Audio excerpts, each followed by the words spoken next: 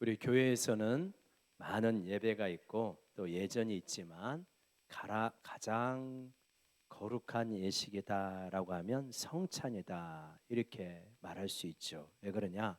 성찬은 예수님께서 친히 제정해 주셨기 때문입니다. 우리가 읽었던 것처럼 잡히시기 전날 밤에 예수님께서 이것을 행하여 나를 기억하고 기념해라 이렇게 친히 제정을 해 주셨죠. 그래서 성찬을 우리가 뭐라고 부르냐면 손으로 만지는 복음. 우리 한번 따라해 봅시다. 손으로 만지는 복음. 우리가 복음이라는 말을 굉장히 좋아하잖아요. 복음을 읽고 듣고 묵상하고 그러면서 복음을 좀 더 깊이 좀 느껴봤으면 좋겠다. 근데 이것이 머릿속에만 머무를 때들이 많이 있는데 근데 성찬을 기도 가운데 잘 감당하게 되어지면 잘 행하게 되어지면 어떤 것이 있느냐면 복음을 마치 손으로 만져지는 것처럼 감각적으로 느껴진다. 이런 것이죠. 그래서 손으로 만지는 복음이다 이렇게 말하고 있습니다. 그러니 성찬이 얼마나 귀한 것입니까? 성찬은 또한 천국 잔치의 예표다라고 이렇게 말할 수 있어요. 그러니까 천국 잔치 더 이상 슬픔도 없고 눈물도 없고 아픔도 없고 쓰라림과 이별도 없는 그 영원한 잔치가 천국에서 펼쳐지게 되어지는데 그 잔치를 이 땅에서 맛보는 것이 뭐냐? 그게 성찬이다. 왜냐? 천국 잔치에 우리가 어떻게 거기에 들어갈 수 있습니까? 예수 그리스도의 십자가의 의를 힘입어서 그것을 믿어가지고 의롭게 되어서 우리가 천국 잔치에 임하게 되어지는데 성찬을 잘 행하게 되어질 때 그 천국의 기쁨과 그 환희를 이 땅에서 맛볼 수가 있다. 근데 여러분 이 세상의 잔치는 굉장히 화려한 것 같아도 때로는 비극으로 끝날 때가 참 많습니다. 제가 청년의 때에 우리나라 텔레비전에서 중계를 한 게 있어요. 그게 뭐냐면 찰스 황태자하고 다이애나 비의 결혼식을 세기의 결혼식이다. 그래가지고 중계를 한 적이 있습니다. 지금 생각해 보면 왜 그런 거를 중계했을까 좀 우스꽝스럽기도 한데 근데 그때는 이제 중계를 했어요. 보면서 얼마나 부러운지. 야, 황태자가 되면 저렇게 결혼식도 화려하게 하는구나. 되게 부럽더라고요. 근데 세계의 많은 사람들이 부러운 그러한 결혼식이 되었지만 그 결말이 어떠한가 하는 걸 우리가 알잖아요. 그러니까 이 땅의 잔치는 때로는 쓰라린 그러한 결말로 끝나는 때들이 참 많이 있습니다. 그러나 천국의 잔치는 결코 그런 것이 아니다. 천국의 잔치는 오늘 임하였는데 내일 가면 더 아름다워지고 더 화려해지고 모레 가면 그것보다 더 화려해지고 더 풍성해지는 영원한 잔치가 바로 천국의 잔치다. 그래서 여러분 이 천국의 잔치를 사모하며 이 땅에서 성찬을 우리가 그 예표로 그림자로 맛보기로 맛을 보면서 누리는 우리 모두가 되기를 원합니다. 여러분 오늘 이 성찬을 하게 되는데 성찬의 의미 목적 그러한 것들이 무엇인가 하는 것을 오늘 말씀을 따라가면서 한번 살펴보도록 하겠습니다. 17절 말씀 우리 다시 한번 같이 읽어볼까요? 시작. 내가 명하는 이 일에 너희를 칭찬하지 아니하나니.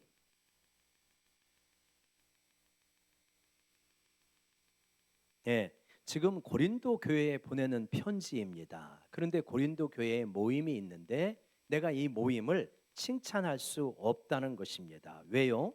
너희의 모임이 유익이 못되고 도리어 해롭기 때문이다. 그러니까 모였는데 유익이 못되고 해로워요. 먼저 모임에 대해서 생각을 해보면 교회에도 모임이 있고 우리 바깥의 세상에서도 모임이 있지 않습니까? 때로는 그 모임이 동종의 모임일 때가 있어요. 예를 들어서 바깥에서도 족구 모임이 있고 교회에서도 족구 선교회가 있잖아요. 그러니까 운동을 하면서 체력을 증진하는 목적은 똑같아요. 그거는 세상이나 교회나 똑같죠. 그런데 교회의 족구 선교회 모임은 세상의 족구 동아리하고는 다른 것이 있어야 된다. 그 다른 것이 뭐냐? 두 가지를 말할 수 있어요. 첫 번째는 뭐냐면 그 세상의 족구 모임도 족구를 하면서 서로 친해지는 거 이거 있거든요. 교회도 마찬가지 그건 있는 거예요. 근데 다른 것이 있는데 뭐냐면 우리의 교회 안에서의 모임은 우리의 신앙을 돈독하게 세워가는 것에 그 목적이 있는 것이다.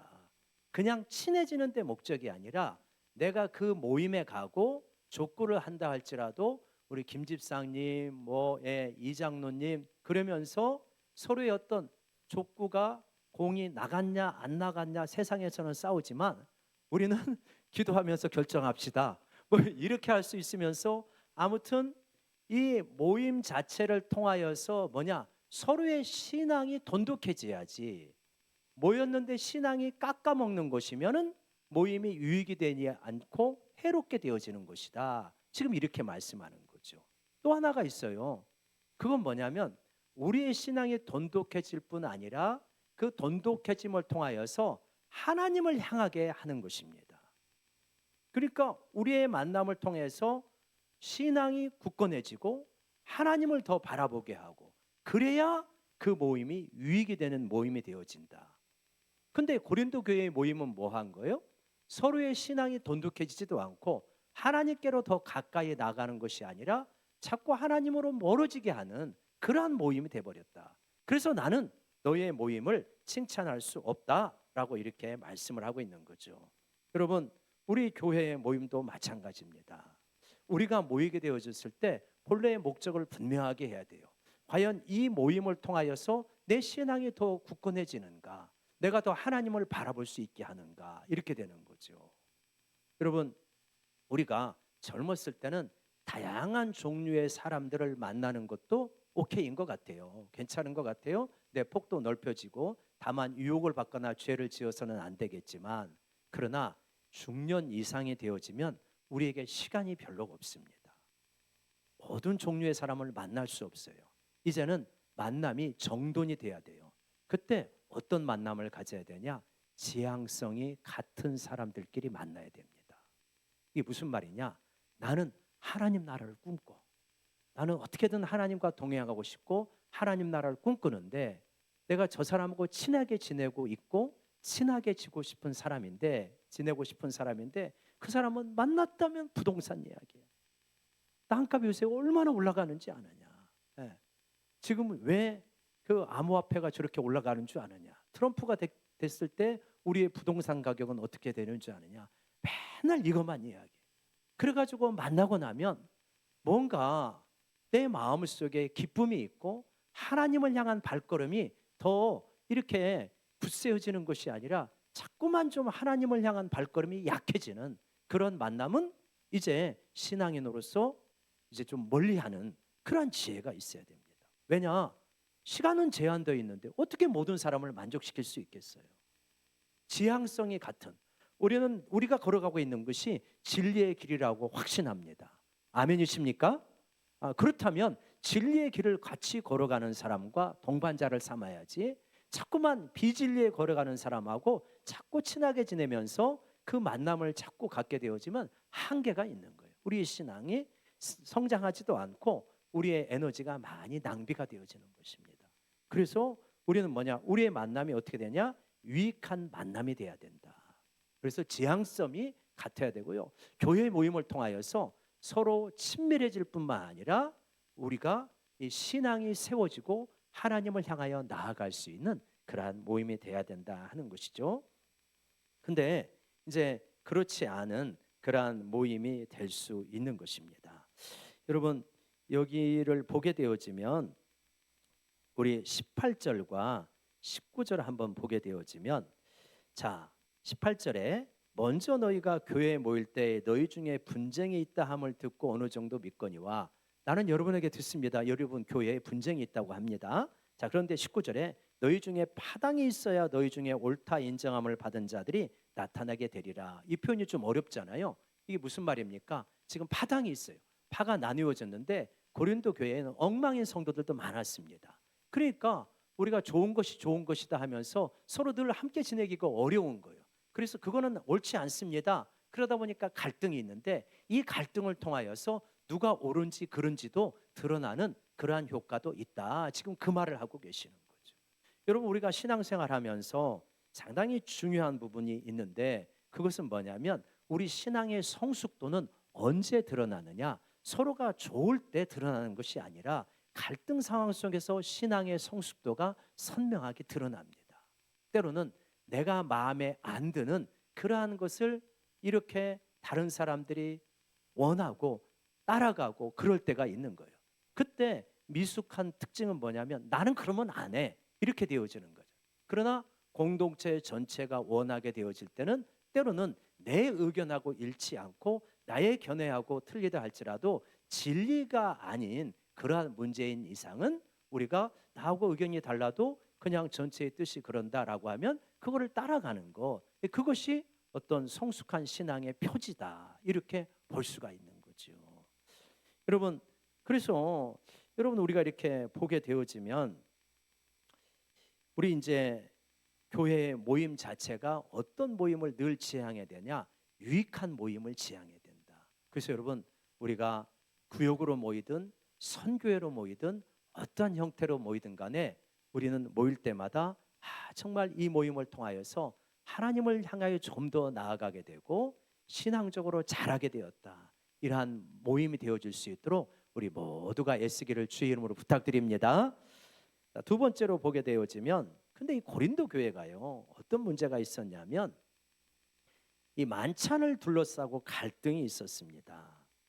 그래서 20절에 보면 그런즉 너희가 함께 모여서 주의 만찬을 먹을 수 없나니, 이게 먹을 때에 어떤 사람이 만찬을 먼저 갖다 먹음으로 어떤 사람은 시장하고 어떤 사람은 취하했다 이런 말씀을 했어요. 여러분 교회에서는 우리가 지금 떡과 포도주를 마시면서 예수님의 살과 피를 기념합니다. 자, 그런데 또 애찬, 이거를 성찬이라고 그래요. 근데 또 애찬이 있어요. 애찬은 뭐냐면 우리 성도의 사랑을 나누면서 맛있는 것을 같이 먹고 축복하는 그런 걸 애찬이라고 그래요. 근데 초대교회는 이 애찬과 성찬이 합해져 가지고 만찬이라고 하는 것을 했었어요. 아직 이게 정확하게 분리가 안 됐습니다. 근데 고린도 교회에 문제가 생겼어요. 어떤 문제가 생겼냐면 이 만찬, 애찬과 성찬을 같이 하는데 사람들이 모여가지고 자, 오늘 저녁에는 우리가 8시에 모여서 만찬을 하겠습니다. 근데 어떤 사람들은 이제 그 당시에는 뭐냐면 교회에서 음식을 제공하는 게 아니라 자기가 보통 가지고 옵니다. 자기가 보통 가지고 오는데 제 시간에 오는 사람들이 있는가 하면 제 시간에 못 오는 사람도 있는 거예요. 고린도 교회는 노예들도 많았기 때문에 노예들은 제 시간에 올 수가 없는 거예요. 근데 모여가지고 이 사람들이 아유 누구 김 집사 이 집사는 아직 안 왔네. 언제 올지 모르니까 우리 먼저 먹읍시다 해가지고 막 먹는 거예요. 그래갖고 어떤 사람은 배불리 먹었는데 나중에 노예인 이 집사나 김 집사가 딱 와서 보니까 먹을 것이 하나도 없는 거예요. 갈등이 되었습니다. 그러면서 또 뭐라고 그래요? 우리가 21절 마지막 부분에 보니까 어떤 사람은 취하여까지 있다는 거예요. 포도주를 너무 많이 먹어버린 거예요. 그래갖고 취하여가지고 이 집사 왔어 막 이러는 거예요. 그러니까 막 이게 교회가 너무 이상한 곳이 정신없는 곳이 돼버리네.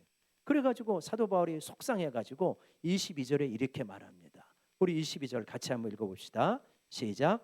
너희가 먹고 마실 집이 없느냐? 너희가 하나님의 교회를 업신여기고 빈궁한 자들을 부끄럽게 하느냐? 거기까지요. 너희가 먹고 마실 집이 없냐? 먹고 마시는 문제라면 집에서 그렇게 먹고 마셔도 된다. 굳이 교회에 와가지고 가난한 사람들을 부끄럽게 만드느냐? 이렇게 말하고 있습니다. 오늘날 우리가 먹는 것을 가지고 교회에서 누구는 주고 누구는 못 먹고 그런 일은 거의 없지만 이거를 우리의 모임 속에 적용을 해보자면 이런 경우들이 있을 수 있는 거죠. 우리 교회에서 가난한 사람을 부끄럽게 만드는 모임이 있어서는 안 된다. 혹은 조금 교회에 아직 완전하게 뿌리를 내리지 못한 사람을 부끄럽게 해서는 안 된다. 이렇게 적용을 할 수 있는 거죠. 예를 들어서 A 선교회가 있다고 합시다. 근데 A 선교회가 뭔가 모임을 하고 어디를 이제 가는데 그러면 다 같이 가는 것이 아니라 친한 몇 사람이 자 우리는 가자 해가지고 어떤 사람을 소외시키고 그러면서 왕따시키고 간다 하면은 굉장히 그 모임 자체가 부끄러운 모임이 돼버리는 거죠. 그리고 여러분 또 이런 것도 주의하셔야 되죠. 같이 모였어요. 같이 모였는데 굳이 옆 사람하고 둘이 속닥속닥, 이것도 되게 다른 사람들을 소외시키고 부끄럽게 하는 그러한 행동이다. 여러분, 교회라고 하는 것이 뭡니까? 먹고 마실 집이 없습니까? 왜 하나님의 교회를 업신여기고 가난한 사람들을 부끄럽게 만듭니까? 특별히 우리 교회는 서로가 애써가면서 가난한 사람도 얼마든지 당당하게 신앙생활할 수 있는 그런 교회로 만들어가기를 간절히 원합니다. 그게 주님이 원하시는 거죠. 자, 그러면서 이제 성찬에 대해서 이야기를 합니다. 자, 성찬이라고 하는 건 뭐냐?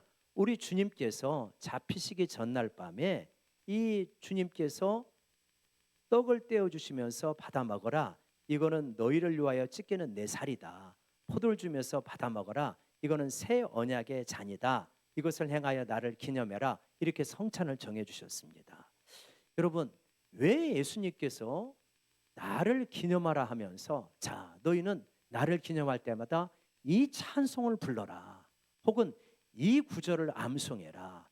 혹은 이러한 무슨 운동을 해라. 그런 걸 하지 않고 먹고 마시는 걸로 나를 기념하라고 하셨을까요? 물론 이 배경은 유월절 배경이 있다는 건 아시죠? 많은 분들이. 근데 여러분, 하나님께서는 왜 유월절 양을 그러면 먹고 마시게 했을까? 왜 그랬습니까? 먹고 마신다고 하는 것에는 먹고 마시는 과정을 통해서 우리가 살아나고 먹고 마시는 과정을 통해서 누군가가 어떤 존재가 죽는 것입니다. 죽음이 있고 삶이 있는 거예요. 그러니까 우리가 예수님의 살과 피를 먹는 과정을 통해서 예수님이 죽은 것을 우리가 먹고 마시는 거잖아요. 그것은 무엇으로 드러났냐? 십자가를 통해서 드러났다. 그리고 우리가 먹고 마심으로 우리가 살아있는 존재가 되어집니다. 자, 이제 한번 좀 잘 들어보십시오. 우리가 육체가 있는데 육체가 살려면 어떻게 하냐면 먹고 마셔야 육체가 삽니다. 자, 이 성경에는 육이 나오고 혼이 나오고 영이 나오는데 이것이 막 우리 인간을 완전하게 정확하게 분석했다라고 하기보다는 설명을 쉽게 하기 위해서 그런 식으로 합니다. 인간은 그렇게 분류할 수 있는 존재는 아니에요. 그러나 우리가 이해하기가 쉽죠. 이걸 통해서 한번 설명을 해볼게요. 자, 우리가 육이 있습니다. 그러니까 육이 건강한 사람이 있죠. 근데 육이 건강한 사람이 있는가 하면 혼의 세계가 건강하지 못한 사람도 있는 거예요. 그래서 혼이라고 하는 것은 지, 정, 의의 세계다라고 이렇게 좀 볼 수가 있어요. 제가 이번 주에 학회가 있어가지고 서울에 있는 어느 학교를 갔는데 학교가 캠퍼스가 그렇게 아름다운 거예요. 여자 대학교인데 캠퍼스가 너무 아름답더라고요. 그래갖고 이제 점심시간에 이제 차를 한 잔 마시면서 우리 이제 다른 동료들하고 거기를 이렇게 걸으면서 그런 이야기를 했어요. 야, 캠퍼스가 정말 아름답네요. 그냥 노란 낙엽이 마치 눈처럼 막 떨어지고 이 바닥에 노란 이란 은행 나뭇잎이 쫙 깔려 있는 거예요. 시몬 너는 아느냐 낙엽 구르는 소리를 그런 시가 막 저절로 나오는 거예요. 그러면서 제가 옆에 있는 선생님한테 내가 옛날에 학생 때 대학생 때 여기 왔을 때 이렇게까지는 아름다우지 않았는데 굉장히 아름다워졌네요. 나는 그게 엊그제 같은 거예요. 근데 옆에 선생님이 내 꿈을 깨는 소리를 하더라고요. 목사님 그거 40년 전 이야기 아니에요? 아찔하더라고요. 40년 전에 그때 본 거 그 사이에 나무가 얼마나 굵어졌는지 몰라요. 그리고 얼마나 아름다워졌는지. 그러니까 여러분 육체가 건강한 사람이 있고 이 혼이 빈약한 사람이 있어요. 그러니까 육체는 건강하지만 그런 걸 보더라도 하나도 감흥이 없고 빨리 맛있는 거나 먹으러 갑시다 우리 이럴 수가 있는 거죠. 그러면 육체는 건강하지만 이 혼의 세계는 굉장히 빈약하죠. 그런데 육체가 건강하고 혼의 세계도 건강한 사람이 있어요. 지성적으로나 정서적으로나 자기 절제도 잘하고 그러면서 이 혼의 세계가 상당히 풍성한 사람이 있어요.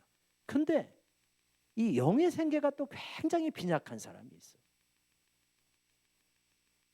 그러면은 이 혼의 세계나 육의 세계도 결국은 따라서 빈약해지는 그러한 부분이 나타나게 되어집니다.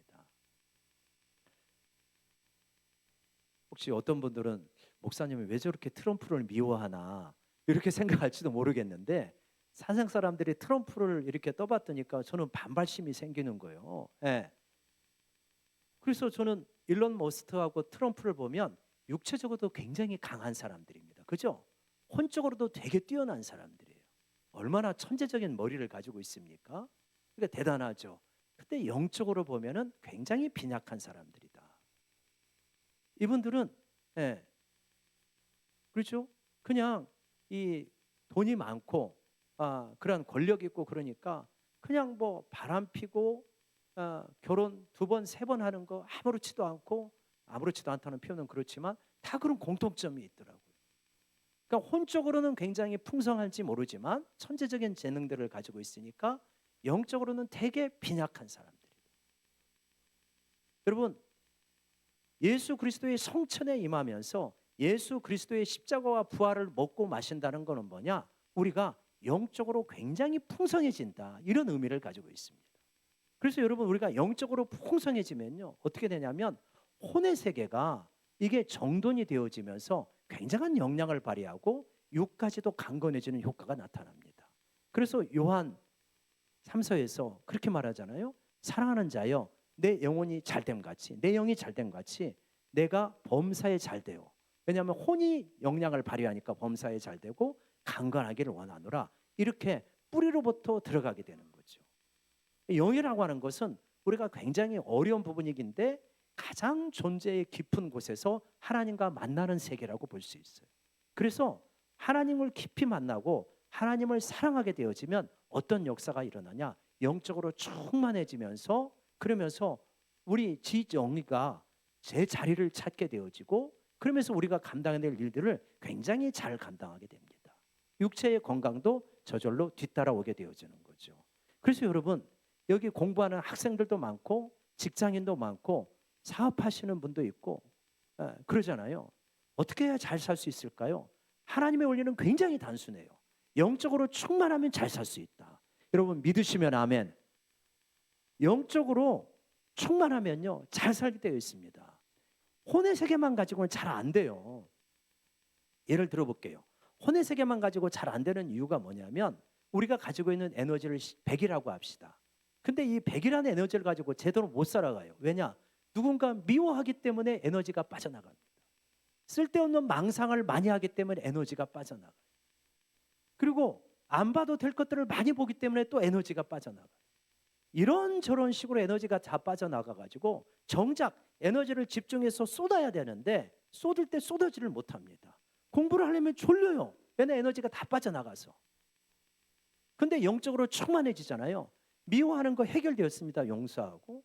쓸데없는 거 안 봅니다. 하나님 바라보기 때문에. 그리고 사람들과의 관계에서 누구나에게 사랑받고 인정받려고 하려고 그렇게 사랑 구걸하지 않습니다. 왜요? 하나님의 사랑을 이미 충분히 확인했기 때문에. 그래서 이상하게요. 자신감이 있고 평안함이 있고 확신이 있어서 내가 가지고 있는 에너지가 100이라고 한다면 영적으로 충만하면 100, 200의 영향을 발휘하는 거예요.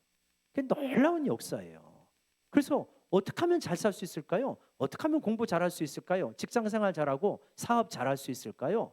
한마디로 말하면 성령 충만하고 영적으로 충만해져라. 먼저 그의 나라와 그의 의를 구하라. 그러면 이 모든 것을 너에게 더하시리라. 이 역사가 일어납니다. 믿으시면 크게 아멘. 이걸 여러분 체험해야 됩니다. 이 굉장히 중요해요. 어저께 권오중 집사님께서 했는데 자꾸 시간 이야기하는데 저도 오늘 성찬이 있기 때문에 시간을 의식을 하는데 말이 빨라지고 하는데 오늘 뭐 가도 별일 없으시죠 여러분도? 조금 편하게 하겠습니다. 좀 이해해 주시고 오늘은 성찬도 있고 그러니까 뭐 한 12시 20분 정도 끝나는가 보다 뭐 그렇게 마음을 좀 편하게 가져주십시오. 자, 여러분 있잖아요. 우리가 진짜 영적으로 충만해지면 인생의 가닥을 제대로 풀어갈 수가 있어요. 근데 영적으로 충만하지 않아요. 내가 영적으로 충만했던 때를 한번 기억해 보세요. 그러면요 학교 생활이든 직장 생활이든 사업이든 잘 풀어 나갔어요. 근데 지금 영적으로 여러분 흐리잖아요. 안 풀릴걸요? 잘 안 돼요. 왜냐? 지금 혼의 세계도 혼탁해지거든. 영적으로 흐리면 혼의 세계도 혼탁해져요. 지성도 모호하고 정서도 불안정하고 의지력은 발휘할 수가 없고 이렇게 되어 있어요. 그렇게 되어 그게 질서입니다. 그러니까 육체적인 단련도 잘 안 되는 거죠. 지금 내가 하루하루를 살아가는데 기쁨이 없고 좀 짜증이 많고 원망이 많고 불평이 많고 불안하고 이거 다 뭐예요? 다 지금 영적으로 흐릿해져 있는 거예요. 영적으로 충만하지 않은 거예요. 영적으로 충만하면 그렇게 불안하지 않아요. 영적으로 충만하면 집중력이 나옵니다. 영적으로 충만하면 죄가 들어오면 민감하게 캐치해요. 근데 영적으로 충만하지 않으면 죄가 들어와도 에이 이거 뭐 사는 게 그렇지 뭐 그렇게 되어집니다. 어제 권호중 집사님이 중요한 이야기를 하시더라고요. 뭐라고 그러냐면 영적으로 흐려지는 세계가 있다는 거예요. 그래서 그거에 대해서 계속해서 반복해서 도전을 했어요. 영적으로 흐려지는 거 대표적인 거 있어요. 뭡니까? 그분은 그랬어요. 술, 담배, 음란함. 그것이 영적으로 우리를 흐리게 한다. 우리 지금 성도님들 가운데 술 드시는 분도 있을 거예요. 여러분 영적으로 흐려졌을 거예요 아마. 적당히 한 잔씩 하신다면. 많이 하시지는 않겠지만. 담배 아직 끊으시지 못한 분도 있을 거예요. 주님한테 매달리면 끊어집니다 여러분. 하나님 도와주세요 하면은 하나님은 훨씬 술, 담배의 중독성보다 강하신 분이 하나님이라는 걸 믿으시기 바랍니다. 음란물 이거 끊지 못하는 분 되게 고통스러운 분 많을 거예요. 하나님 앞에 결단하시고 주님 앞에 정말 간절하게 기도하면 하나님이 여러분 그거 다 끊게 도와주신 줄로 믿으시기 바랍니다. 그냥 하나님 중심으로 하나님의 사랑을 깊이 깨닫는 거예요. 우리 권호중 집사님이 그런 이야기 하더라고요. 왜 자기가 그렇게 교회에 뭐 가서 간증도 하면서 술을 먹었냐 그런 말은 진짜 은혜는 안 되는 말인데 그죠? 근데 그 얘기를 하시더라고요. 뭔 얘기를 하냐면 자기가 공허해서 그랬대요. 그죠? 공허해서 그래요. 왜 여러분이 자꾸 그렇게 그 마음을 잡히지 않고 엉뚱한 데 시간을 많이 들이고 술을 못 끊고 음란물을 못 끊고 그러는 거냐? 왜 그런 거예요? 여러분 공허해서 그래요. 속이 비어 있어요. 꽉 차 있지를 않아요. 그럼 왜 비어 있냐? 하나님의 사랑에 대한 확신이 없어서. 하나님의 사랑을 깊이 깨닫지를 못하고 느껴지지를 않으니까 교회를 나와도 공허한 겁니다. 그러나 여러분 우리가 하나님 앞에 진실한 마음으로 기도하고 하나님이 나를 얼마나 사랑하는지 그거를 좀 알게 해주시고 깨닫게 해주시고 느끼게 해주세요. 그러면서 간절히 기도하면 하나님의 사랑에 여러분 분명히 접촉되어지고 인카운트 되어지는 그러한 이 부딪힘이 분명하게 일어날 줄로 믿습니다. 그래서 그 사랑을 확신하게 되면요 여러분 사람을 덜 의식하게 됩니다. 자꾸 엉뚱한 데에 덜 빠지게 되어져요. 왜냐하면 속이 차오르니까 속이 충만해지니까.